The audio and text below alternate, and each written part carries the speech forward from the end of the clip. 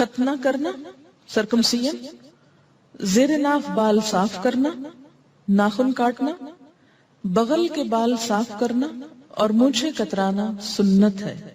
عن ابی ہریرہ رضی اللہ عنہ عن النبی صلی اللہ علیہ وسلم قال الفطرۃ خمس او خمس من الفطرۃ الختان والاستحداد وتقلیم الاظفار ونتف الابط وقص الشارب، رواہ مسلم۔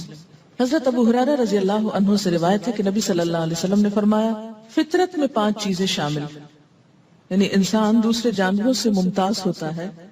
نمبر 1 ختنہ کرنا، نمبر 2 زیر ناف بال صاف کرنا، نمبر 3 ناخن کاٹنا، نمبر 4 بغل کے بال صاف کرنا اور نمبر 5 مونچھیں کتروانا۔ اسے مسلم نے روایت کیا ہے۔ مسلمان مردوں اور عورتوں کو 40 دن سے زیادہ ناخن بڑھانا منع ہے۔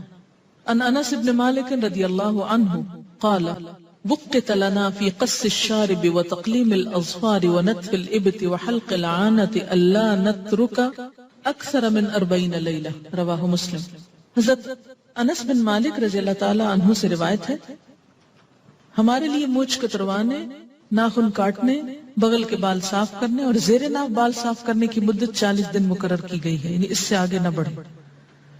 اسے مسلم نے روایت۔ اس کا یہ مطلب نہیں کہ اتنے دن انتظار کریں، اس کا مطلب یہ ہے کہ اس سے آگے نہیں جانا چاہیے۔ اور ویسے بھی صحت کے خلاف ہے ان سب چیزوں کی خلاف ورزی۔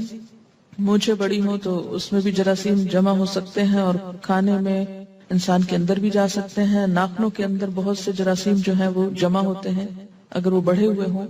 اسی طرح باقی غیر ضروری بال بھی نجاست جمع کرنے کا ذریعہ بن جاتے ہیں اور طہارت کا احساس انسان کے اندر سے ختم ہونے لگتا ہے۔ انسان کی صحت کے لیے ضروری ہے کہ ان چیزوں کے بارے میں انسان کانشیس رہے، کنسرن رہے۔ پرسنل کیئر اور ہائیجین میں آتی ہے یہ چیز۔ کل ہی کو مجھے بتا رہا تھا کہ انگلیوں کے جو بالکل اگلے سرے ہیں پورس، اس کے اندر بہت باریک بلڈ ویسلز ہوتی ہیں جو وضو کرنے سے اور کئی دفعہ آپ دن میں ہاتھ دھوتے ہیں جیسے واش روم سے نکل کر یا ویسے، تو ان کو جب پانی لگتا ہے تو یہ ٹینشن کو ریلیز کرنے کا سبب بنتا ہے۔ اور اگر آپ بہت ناخن بڑھا دیتے ہیں تو ظاہر ہے کہ ان تک پانی پہنچنا بھی پھر اتنا آسان نہیں رہتا اور اس اعتبار سے بھی وہ سرکولیشن پہ فرق پڑتا ہے۔ رسول اکرم صلی اللہ علیہ وسلم نے داڑھی رکھنے اور مونچھیں صاف کرنے کا حکم دیا ہے۔ عن ابن عمر رضی اللہ عنہما قال قال رسول اللہ صلی اللہ علیہ وسلم خالف المشرکین احف الشوارب و اوف اللحى، رواہ مسلم۔ حضرت عبداللہ بن عمر رضی اللہ عنہما سے روایت ہے کہ نبی صلی اللہ علیہ وسلم نے فرمایا مشرکوں کی مخالفت کرو، داڑھی رکھو اور مونچھیں صاف کراؤ۔ اسے مسلم نے روایت کیا ہے۔ سو کر اٹھنے کے بعد 3 مرتبہ ہاتھ دھونے کے بعد کسی چیز کو ہاتھ لگانا چاہیے، یعنی اور مواقع مثلا کھانے سے پہلے ہاتھ دھونا ضروری، واش روم سے نکل کر ہاتھ دھونا ضروری، نماز میں ہاتھ دھونا ضروری، کسی بھی صاف چیز کو پکڑنے سے پہلے اگر ہاتھ پہ کوئی نجاست لگی ہے اس وقت میلے ہاتھوں کو دھونا۔ اور خاص طور پر یہاں ایک اور ادب سکھایا گیا کہ سو کر اٹھنے کے بعد بھی۔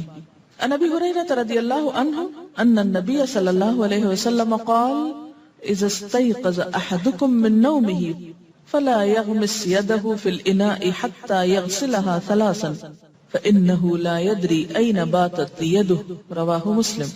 حضرت ابو ہریرہ رضی اللہ عنہ سے روایت ہے کہ نبی اکرم صلی اللہ علیہ وسلم نے فرمایا کہ آدمی سو کر اٹھے تو جب تک اپنے ہاتھ 3 مرتبہ نہ دھو لے برتن میں نہ ڈالے، کیونکہ معلوم نہیں رات اس کا ہاتھ کس کس جگہ لگتا رہا۔